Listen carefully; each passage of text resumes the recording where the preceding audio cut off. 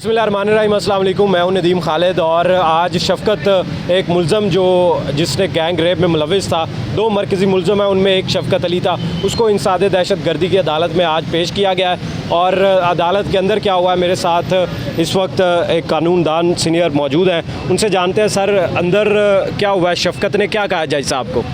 शफ़क़त को जब कोर्ट में प्रोड्यूस किया गया तो मोअज़्ज़िज़ जज साहब ने पूछा कि जी आप क्या चाहते हो, कुछ बयान करना चाहते हो, अपना बयान देना चाहते हो? तो उसने बड़ा एक धीमी आवाज़ में कहा कि मुझे माफ़ कर दिया जाए कि मेरे से गलती हो गई है। तो जज साहब ने कहा कि अगर आपसे मिस्टेक हुई है तो आपका डीएनए अगर मैच नहीं होता, अगर हो जाता है तो आपको सज़ा दी जाएगी, और अगर डीएनए मैच नहीं होता और आपकी आइडेंटिफिकेशन परेड नहीं होती तो आपको जो है वो ख़त्म कर दिया जाए, बरी कर दिया जाएगा। इसमें किसी किस्म की सज़ा नहीं दी जाएगी, और अगर आपका जुर्म साबित होता तो आप किसी किस्म को माफ़ी के हकदार नहीं है। उसी दौरान फिर तफ्तीशी अफसरान जो हैं उन्होंने रिमांड की रिक्वेस्ट की हुई थी कि इसको शनाख्त परेड के लिए जो है वो हमें रिमांड चाहिए और उसको जुडिशल भेजा जाए राहदारी रिमांड पे, ताकि इसकी आइडेंटिफिकेशन परेड का जो प्रोसीजर है वो मुकम्मल किया जाए।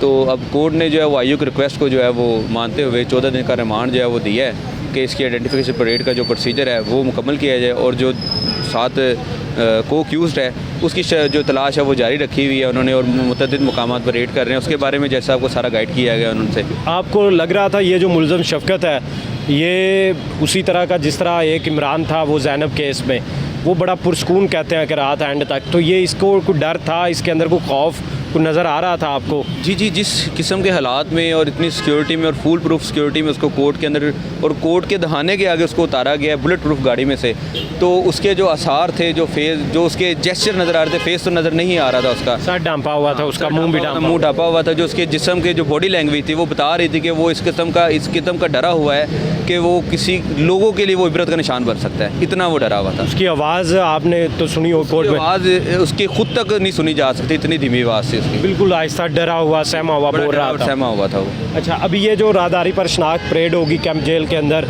तो वो खातून जो जिनके साथ ये हुआ है, जो विक्टिम है, वो आके शनाख्त करेंगे, उस शनाख्त का क्या तरीक़ाकार होता है? जी, वो शनाख्त करेंगे। शनाख्त का तरीक़ाकार ये होता है कि जो जज साहब जो उसका रिमांड के लिए, शनाख्त परेड के रिमांड के लिए बंद जुडिशल भेजते हैं, तो वो और साथ विक्टिम जो है और कंप्लेनेंट मौके पे जाते हैं। अगर कोई पर्चे का गवाह हो तो वो भी जाता है, तो उसके लिए कोई 10-12 सिटिंग चेयर्स अरेंज की जाती हैं और उनके ऊपर मुल्ज़िमान को बिठाया जाता है सेपरेट, और उसके उनके दरमियान में बताया जाए कि इनमें से अपना मुल्ज़िम जो है ना उसको शनाख्त किया जाए, और अगर उसमें से वो शनाख्त अपना मुल्ज़िम कर लेते हैं तो वो फिर प्रोमिनेंट उसमें FIR में मेन रोल हो जाता है। फिर वो उसका आगे सारा, यानी वो खातून को अभी बताएंगे नहीं कि ये शफ़क़त इनमें बैठा हुआ है, खातून खुद पहचानेंगी उस शख्स को जिसने ये घटिया घिनौना काम उसके साथ किया था।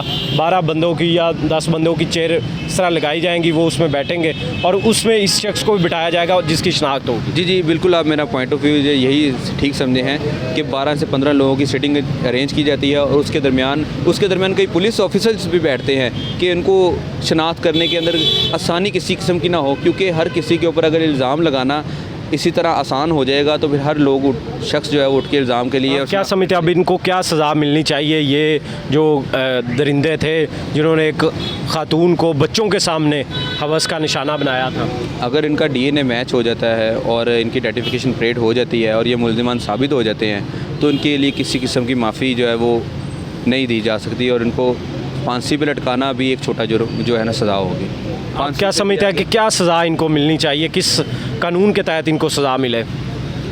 कानून इस्लाम ने तो हमें बड़े खुले लफ्ज़ों में बता दिया कि अगर कोई शादीशुदा मर्द है और वो किसी से अननेचुरल ऑफेंस करता है या रेप करता है तो उसके लिए संसार करने का कानून है, और अगर वो कोई अनमैरिड है तो उसके लिए 80 कोड़ों का जो है वो सज़ा दी जाएगी। तो इसने जो है इतना घिनौना जुर्म अपने बीवी, एक औरत को, एक नहाती औरत को उसके बच्चों के सामने किया है एक्ट, तो इसको जो है वो जो हमारे खान साहब ने एक बताया है कि इसको नामर्द कर दिया जाए और फांसी दी जाए।